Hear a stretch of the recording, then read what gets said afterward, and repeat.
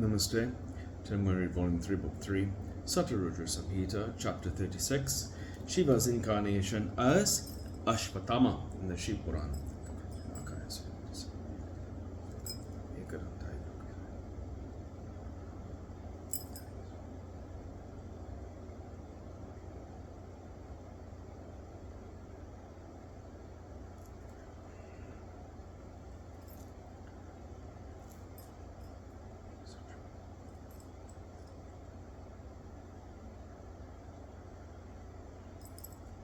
Okay, so Nandishvara said, O omniscient Sanat Kumara, listen to the incarnation of Lord Shiva, the great soul, Ashvatthama. O sage, though a part of the celestial sage of great intellect, Brahaspati, the self-possessed and prudent Drona was born of Bharadwaja, but not of any womb.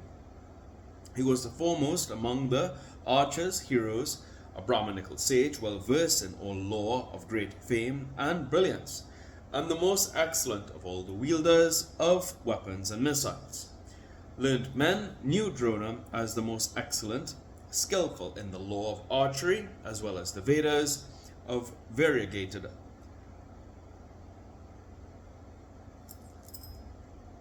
activities, and as one who made his race flourish. A Brahmin, thanks to his strength, he was the instructor of the Kauravas. He was the most well known among the 6 Maharathas among the Kauravas. The most excellent Brahmin Drona performed an elaborate penance with Shiva in view for obtaining a son in order to help the Kauravas. O excellent sage, then the delighted Lord Shiva, favorably disposed to his devotees, appeared in front of Drona. On seeing him, the Brahmin Drona, whose heart was highly delighted, bowed to him with palms joined in reverence and eulogized him.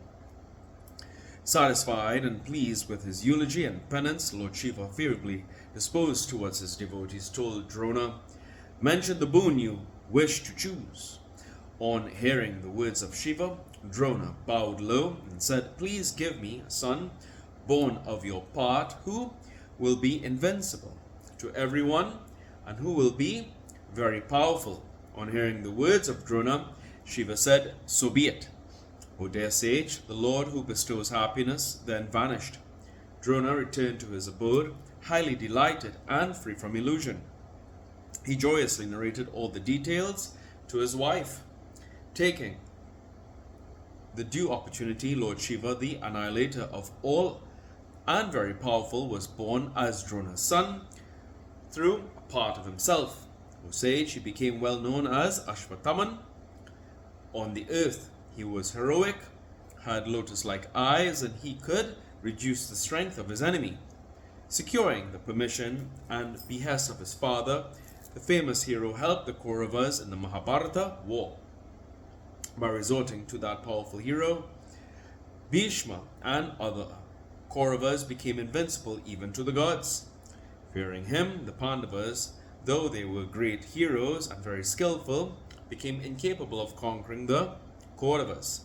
At the instance of Krishna, Arjuna performed the severe penance of Shiva and obtained a divine missile due to Shiva's boon. He then conquered the Kauravas. O sage, although the great hero Ashvatthama was born of a part of Lord Shiva, still due to his devotion to the Kauravas, he exhibited his full vigor. He destroyed the sons of Pandavas, though they were trained in warfare by Krishna and other great heroes. He had the strength that could not be withstood by the enemy. On seeing Arjuna dejected by the death of his son, by rushing on him along with Krishna, he fled away from the battlefield. He discharged the divine missile Brahmasiras on Arjuna. Then a fierce splendor enveloping all the quarters manifested itself. Sensing danger to his own life, Arjuna was much distressed. Losing all his brilliance and highly frightened, he spoke to Krishna, becoming utterly exhausted. Arjuna said, O Krishna, what is this? Whence it has arisen, I do not know. This unbearable fiery splendor comes from all sides. Nandishvara said on hearing the words of Arjuna, Krishna, the most excellent among the devotees of Shiva, meditated on Shiva and Parvati and then spoke to Arjuna. Krishna said, know this to be the most powerful Brahma missile of Ashwathaman. There is no other missile to counteract this. Immediately, think of Shiva, your Lord, the protector of all devotees, who had given you a weapon capable of every action. Counteract the fiery splendor of the Brahma missile with your Seva missile. After saying this, Krishna himself meditated on Shiva for that purpose. Sage, on hearing the words of Krishna, Arjuna remembered Shiva, touched water, bowed to Shiva, and discharged the Seva missile. O great sage, although the Brahmasiras missile never goes futile and cannot be counteracted, it subsided before the splendor of the Seva missile. Do not consider this very surprising in Shiva, who is full of wondrous things and who, the unborn, creates, protects, and annihilates the entire universe by his own power. O sage, knowing that this happened by the influence of Shiva, Ashwatthama, born of Shiva's part and delighted in heart at Shiva's wish, was not at all sorry. Then the son of Drona, wishing the world to be rid of Pandava lineage, desired to kill the child in the womb of Uttara. The powerful Ashwatthama hurled the excessively lustrous Brahma missile that could not be countermanded by any other missile, aiming it at the womb of Uttara. Then Uttara, the daughter-in-law of Arjuna, burning within due to that missile and agitated in the mind, eulogized Krishna, the Lord of Lakshmi. Then, meditating on Shiva mentally, bowing to and eulogizing him, Krishna understood that to be the missile of the son of Drona. By means of his missile, the brilliant Sudarshana, bestowed on him by Shiva for his protection, he saved her at the behest of Shiva.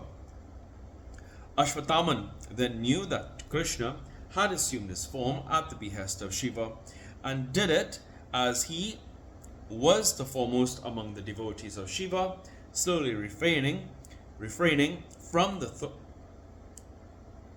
thought of destroying Uttara. Then the leading devotee of Shiva, the delighted Krishna, made all the Pandavas fall at the feet of Ashwathaman for pleasing him. Then Ashwathaman, son of Drona, highly delighted in the mind, blessed the Pandavas and Krishna with various boons. O excellent sage, incarnating thus on the earth in the form of Drona's son, Lord Shiva performed various sports. The incarnation of Shiva, Ashwatthama, of great strength and exploit, is even now alive on the banks of the river Ganga, bestowing happiness on the three worlds. The incarnation in the form of Ashwathaman of Lord Shiva has been explained to you. It is the cause of all siddhis and it fulfills all desires of all devotees. He who listens to this with devotion or narrates it with pure mind attains all siddhis here and attains Shiva's abode hereafter. Footnotes. There are no footnotes in this chapter. Here ends today's reading of the Shiva Puran. Puran.